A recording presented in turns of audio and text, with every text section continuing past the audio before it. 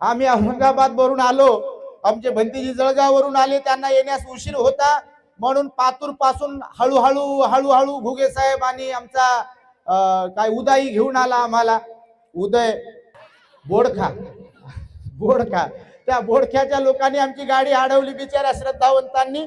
मागे तिथे कार्यक्रम झाला होता, तर 5 मिनिटांसाठी तिथे घेऊन गेले ते, त्यांनी स्वागत समारंभ केला आमचा, आणि मग पातूरवरून इकडे आलो। येताना भंतीजींना फोन करत होतो, तर भंतीजी म्हणाले की मला त्या गुगलबाईनं कोणीकडे घेऊन गेली, आणि मग भंतेजींची वाट पाहण्यासाठी आम्हाला शिववरच थांबावं लागलं तिकडे।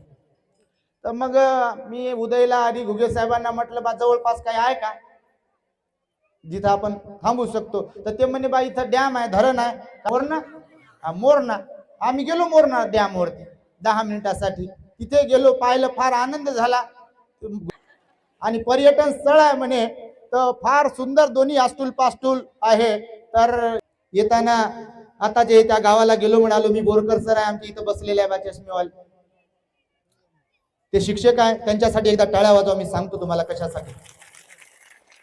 आता बोडख्याला ते तिथे स्वतःचे क्लासेस वगैरे आहेत, पण विहारात आपल्या छोट्या मोठ्या पोरांना घेऊन रोज फ्री मध्ये त्यांचे क्लासेस घेतात, ग्रंथ वाचतात, बुद्ध आणि त्यांचा धम्म ग्रंथ, आणि पोरांना संस्कार देतात निस्वार्थपणे।